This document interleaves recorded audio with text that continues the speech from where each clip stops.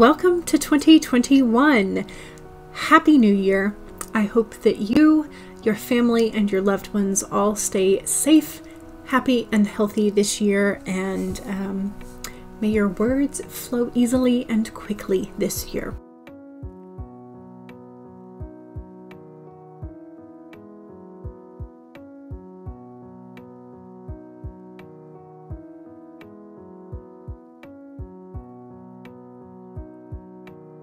My name's Jules, I'm the Dawdling writer, and welcome to my channel. Hopefully today I won't get too sidetracked. We're going to be talking about the analytics for both my YouTube channel and for my writing for the quarter 4, so that's October through December of 2020. Thank goodness the year's done.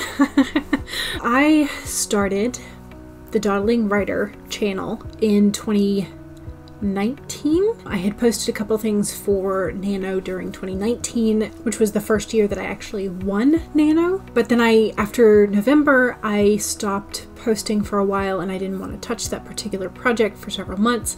And so it wasn't until the last week of April that I began posting things a little bit more regularly. So since then, I have tried to do kind of some sort of analytic blog post, at least for myself, to kind of look back at the numbers that I achieved, because in May was really, that last week of April through May was when I started tracking my words, and I finished the first draft of the project that I had started for Nano at the end of May.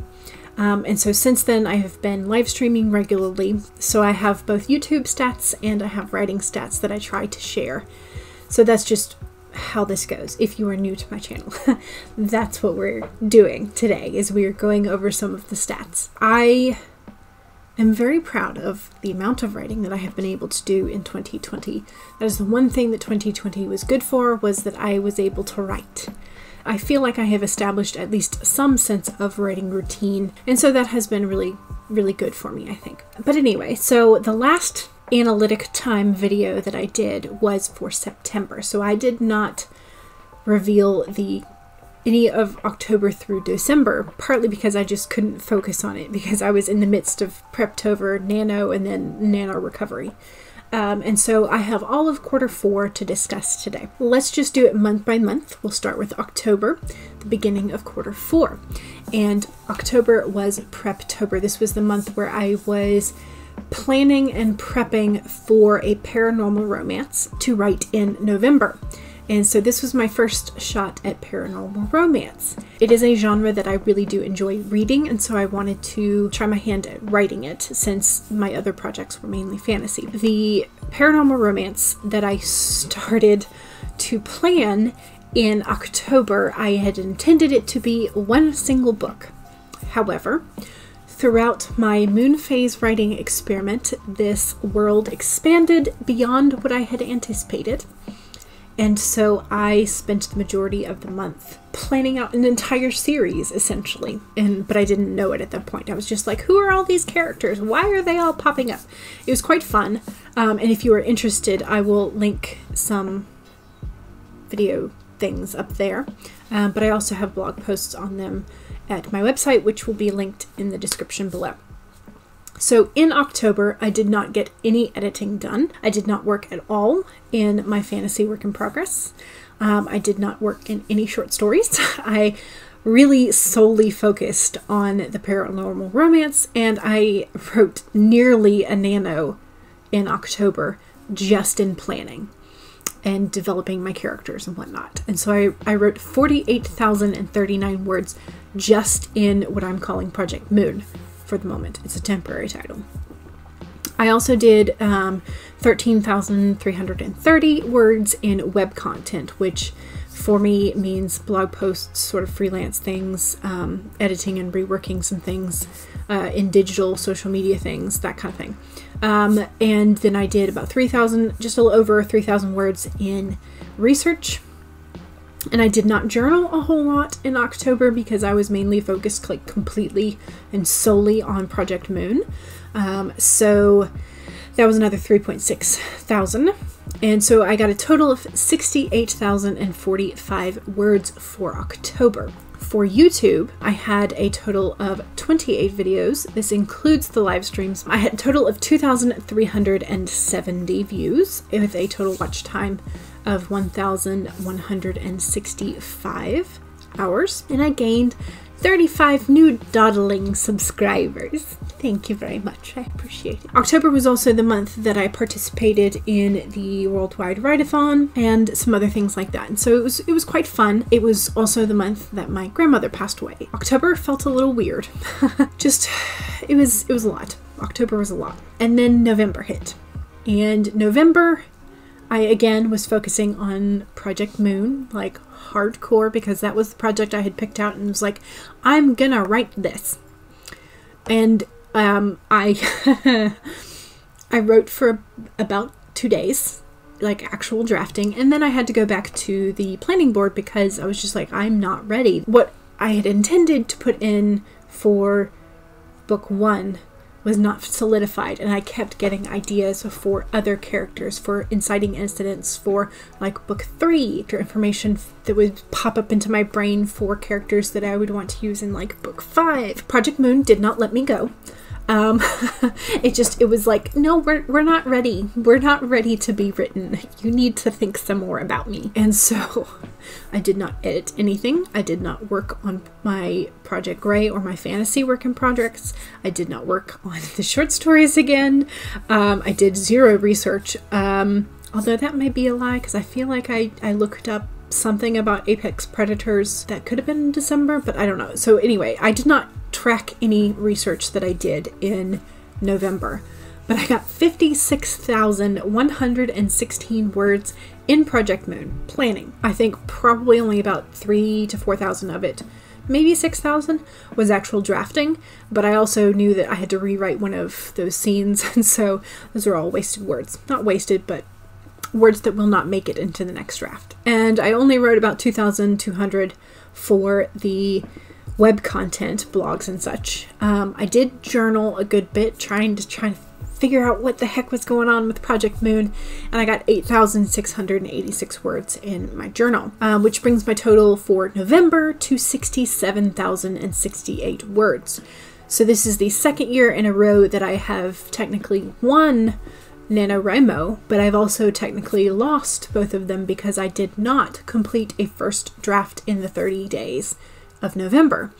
So I'm a winner, but I'm also not. I don't know, but I count it as a win because I got over the 50K mark in a month. Yay! I did 23 videos, and those are mostly live streams. In fact, they might be all... I think I made some timer videos as well. But anyway, so I did 23 videos with 2,543 views, 1,249.4 watch hours, and I gained 43 new Dawdling friends. I don't know what to call you. I'm just friends. I can definitely tell in this quarter I was definitely slowing down on the other edited videos I was doing. I just did not have the brain wherewithal and attention span to edit a video, as well as doing the live streaming and focusing on Project Moon and trying to get Nano all the way through. I just could not do it. So I do not know how some author-tubers do daily vlogs and whatnot through Nano. I just do not understand it because I do not have the skill set to film and then to edit as well as write. I just props to you because I cannot do it. But that's how November went. December, I did sort of take a shift. I had decided I would not touch Project Moon until the new year. Instead, I sort of switched back to my Project Gray and the fantasy side of things. So I ended up editing about 100 pages that I tracked. I know I did a little bit more, but I forgot to track it. I drafted 5,684 new words for Project Gray. I did not work on Project Moon. I did work on some short stories to the tune of 6,558 words. I did 15,148 words for web content, for blog posts, for re-editing and reposting my Cinderella retelling that is going up on thedawdlingwriter.com instead of Wattpad. I apparently did not track any research either this month, so there you go. I'm bad at tracking how much I research. For the journal, I had a low journaling month as well and only did about 3,841, which brings my total for December to 31,229. And that seems rather low, especially since I was getting 67,000, 68,000 in the months just prior to that. But on the other hand, when I started tracking in May, June, July, I was really only getting about 30 to 35,000 in there. And so when August rolled around and Kate Kavanaugh mentioned Millwordy, and I thought it was a fun idea, that's when I really started sort of kicking the gear up. And so since August, I had been going pretty hard and getting close to 60, somewhere between like 58,000 words, almost up to 70,000 words each month. I really felt like in December I was tired and I was worn out. That may be why it's low. It's also holiday season and you're doing a whole lot of other holiday things.